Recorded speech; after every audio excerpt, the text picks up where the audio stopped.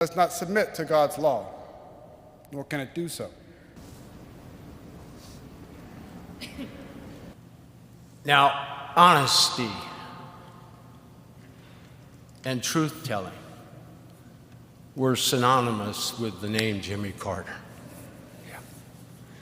Those traits were instilled in him by his loving parents, Lillian and Earl Carter, and the strength of his honesty was reinforced by his upbringing in the rural South, poised on the brink of social transformation.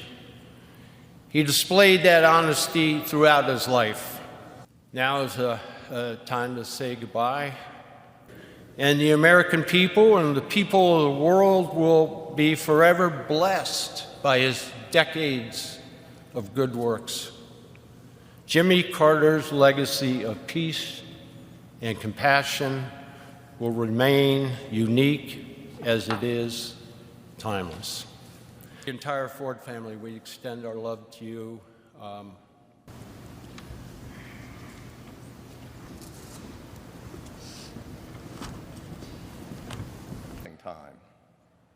The personal relationship we established while in office. We also know that President Carter elevated human rights to the top of his agenda.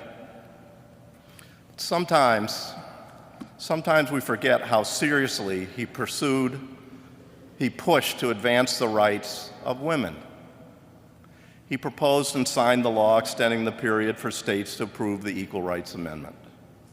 He appointed women to head the departments of Commerce, Education, HUD, and what is now HEW.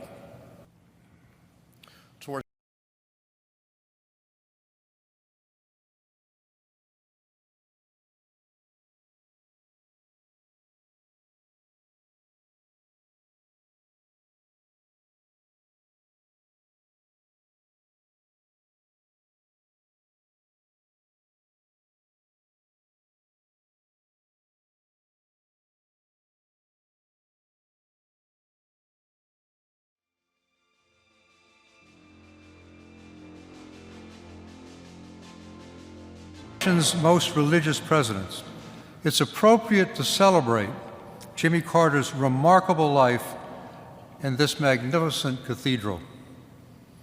His religious values gave him an unshakable sense of right and wrong, animating his support for civil rights at home and human rights abroad, and propelling him to major achievements as the only Democratic president elected between 1968 and 1992 to the presidency after the Watergate to rest. It's time to redeem his presence of political prisoners in Latin America.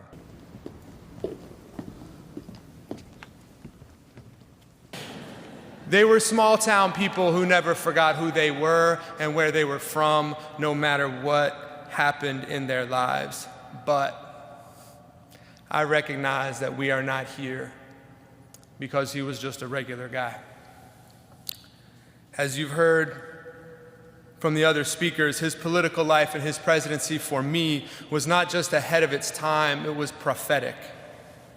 He had the courage and strength to stick to his principles even when they were politically unpopular.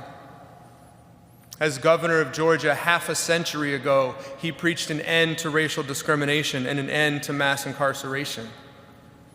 As president in the 1970s, as you've heard, he protected more land than any other president in history.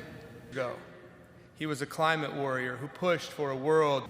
Maybe this is unbelievable to you, but in my 49 years, I never perceived a difference between his public face and his private one. He was the same person no matter who he was with or where he was. And for me, that's the definition of integrity. For his fellow humans and about living out. In the end, his life is a love story. And of course, it's a love story about Jimmy and Rosalind and their 77 years of marriage and service. As the song says, they were the flagship of the fleet. And rest assured that in these last weeks, he told us that he was ready to see her again. outpouring of love and support that we have felt from you and from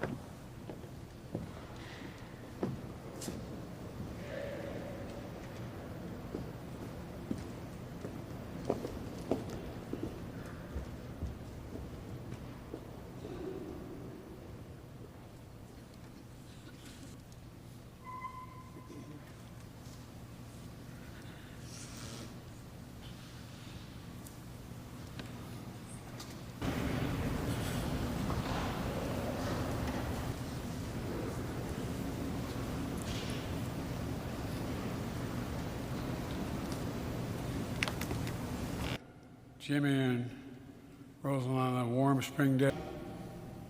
Jimmy Carter's friendship taught me, and through his life taught me, the strength of character is more than title or the power we hold.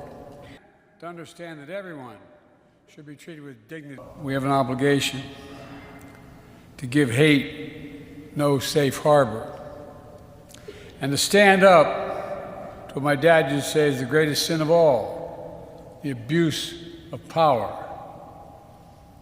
That's not about being perfect, because none of us are perfect. We're all fallible. But it's about asking ourselves, are we striving to do things, the right things? What values? What are the values that animate our spirit? Do we operate from fear or hope? Ego or generosity? Do we show grace? Do we keep the faith when it's most tested? With the best of humankind and the best. Throughout his life, he showed us what it means to be a practitioner of good works and a good and faithful servant of God and of the people. And today, many think he was from a bygone era, but in reality, he saw well into the future with a vice president. To make every minute of our time here on earth count. God bless you, Jimmy Carter.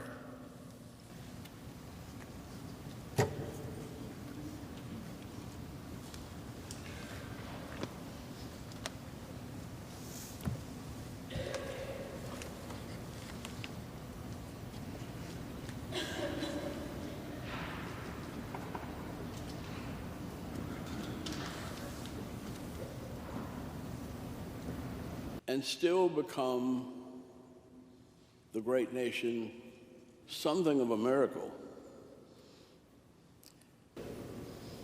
James Earl Carter was truly a child of God, not only a good farmer, but a nuclear physicist chosen by Admiral Rickover to assist him in developing a nuclear navy. But at the same time he was working on a nuclear navy, he was thinking of peace on earth and goodwill toward all men, and especially women and children.